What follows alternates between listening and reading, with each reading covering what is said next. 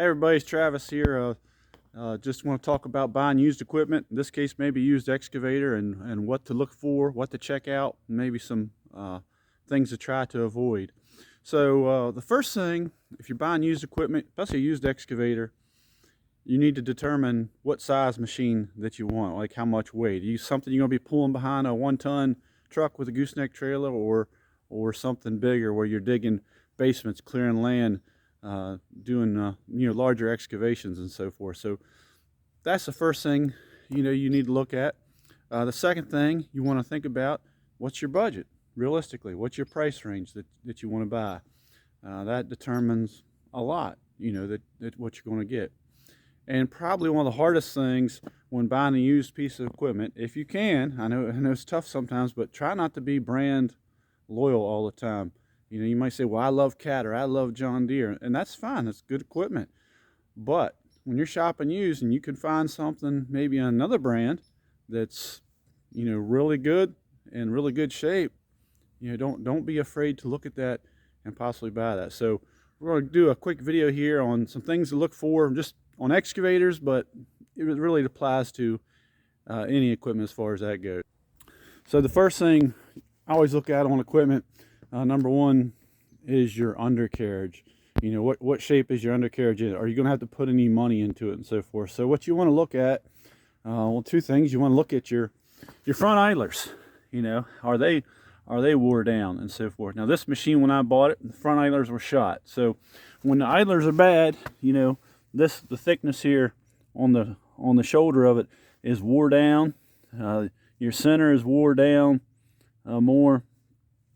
It'll get sharp edges and so forth on it, and you can tell when this is all rounded off and them idlers are wore down. What'll happen, your track will walk up on that center piece and it'll actually come off. You want to check your rollers for excessive wear on the flanges. Now these don't have flanges on these rollers, they're just a straight flat roller. You want to check your pins, how much wear do your pins have there, and is the chain itself, the bushings and so forth, are they stretched? So in this case, on this excavator, the pins and bushings, they're stretched. So even after putting new idlers on it, we had to take a link out of the track chain in order to get it tight.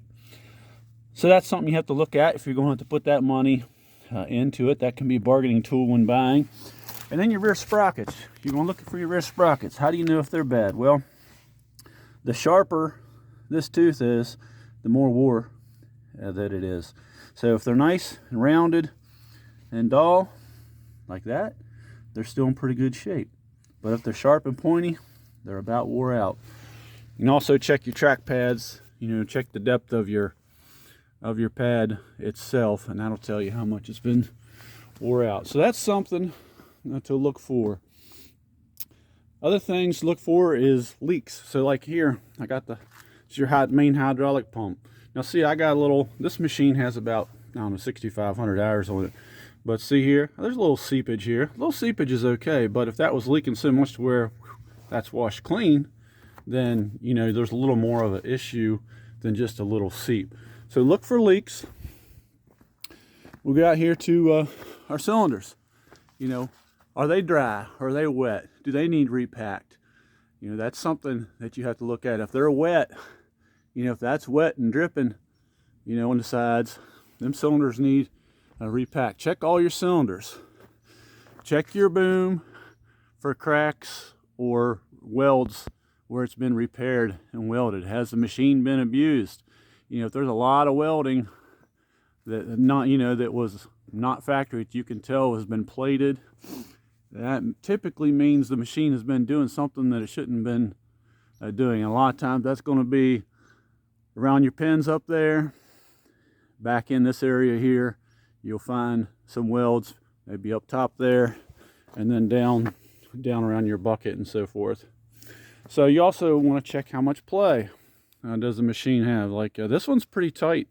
I could tell it had been taken good care of. So just check your tolerances, get in it, move around, see how much slop you got. That's not the end of the world. What you can do is add some shimming in to take up some of that slack. But one thing I would say is if you're going to add some shimming, like just say on this link piece here, let's just say you're going to add maybe 1/4 inch in here. Well, if it's wore that much here, it's probably wore up there as well. So what you want to try to do is always, whatever you add in here, you want to try to replicate that same up there, and do it, if you're doing it on the inside, do it on the inside down here. That'll keep that piece straight. Otherwise, that'll be on an angle, and it'll bind. What it can do is end up popping your washer and snap ring off on this end and wearing it and causing you a problem on the job one day. Check out your bucket. If it's the bucket that's been on that machine, if you can verify that, is that bucket just tore to pieces. This one's had some weld added to it, but this bucket is not the bucket that actually came with this machine. This was a bucket that got put on it to sell. So I could tell that some of the stuff on the bucket didn't really match the rest of the machine. Now, another thing I always look at, if somebody takes care of their machine, their conscience about service and things like that, check the filters. Because if someone takes care of their machine, you know what they're going to do on the filters?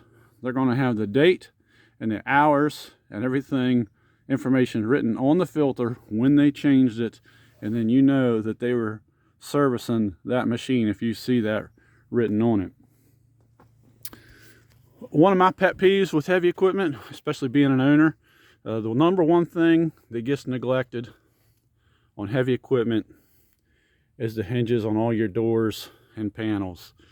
I mean, just even buying a machine new, just every month, just take the time to spray a little PB blaster or something, and those hinges will last forever. But so many times you grab a door panel and it's so seized up in here, and this stuff ends up breaking and pulling apart because no one ever, even though they got to pull on the door real hard to open it, they never take the time to just spray a little oil or lube on it. So if you can tell that somebody's took care of the door hinges on a machine, that machine has been taken excellent care of. So that's something to look for.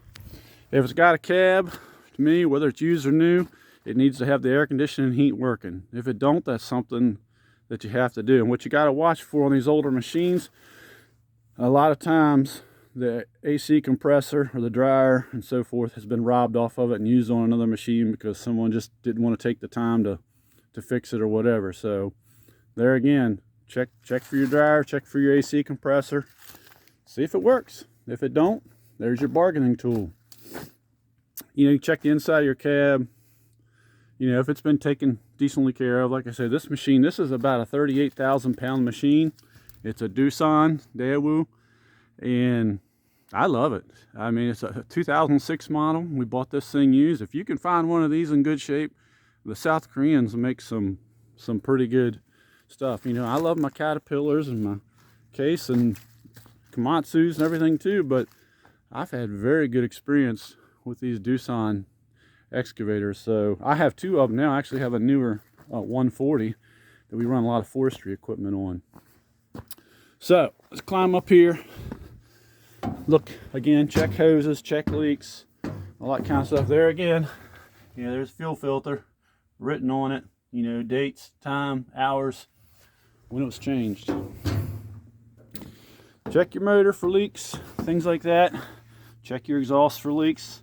You got to start it up and listen. You can see here, I have a little bit of a antifreeze seeps out around that thermostat housing, a little bit, especially after it's been hot and you shut it down, it'll seeps a little bit. So that's something we have to address. But other than that, you can tell this is a dry motor.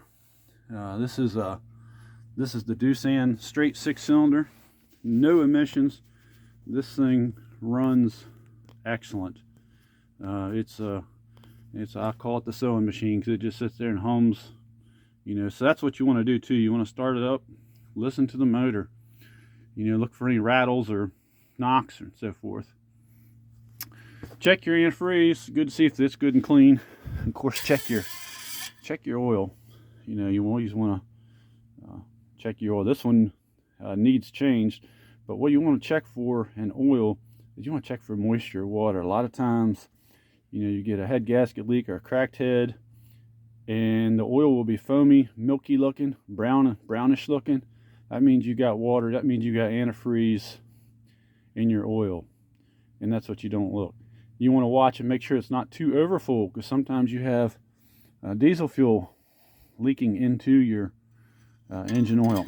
So you want to check that too. If a machine's really overfull on oil, typically there's another fluid getting in there. So check for that. Check for your blow-by. If you don't know what blow-by is, just Google it. And that's most of the things I could say. Overall condition, you know, check your fluids, start it up, run it. This machine, when I bought it, it had a few issues. It had bad idlers. It had, like I say, we had to take a link out of the chain, repack these cylinders.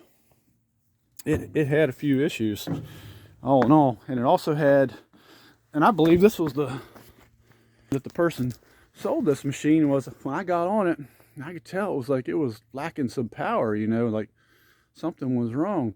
And no one could figure it out. No one could figure it out. And I called the dealer, you know, and I think whoever had it before me couldn't figure it out either. Well, it ended up just being some valves up here. So if you ever get one of these machines that don't have any power, we just had to replace some. I just replaced these little, I forget what they called them, but these little valves, solenoid valve things here. We replaced some of those. Actually, I think I replaced all of them. That fixed it. That fixed it. You know, the dealer thought it was the cylinders needing repacked and all that. It was bypassing, losing power, but that wasn't it. We traced it back to the valve body there, and those little solenoid valves really was just wore out and wasn't, you know, letting the pressure out. Cheap fix. You know, I think they were 100, 200 bucks a piece, something like that. But so that was something else we ended up doing to it. So that's about it. Like I say, if you run across one of these Doosan's, you know, there's other brands. I had a Samsung one time, South Korean made machine. They're now Volvo. A lot of people love the Volvo excavator. Well, they came from the Samsung model that South Korean made. So that was a good excavator too. So I hope this helps. I feel like there's something else I was going to say, but if you like, you like. If you don't, you don't. But hopefully you do. Subscribe. I'll try to have some more stuff coming since it's winter time and I'm not doing quite as much right now. So thanks for watching.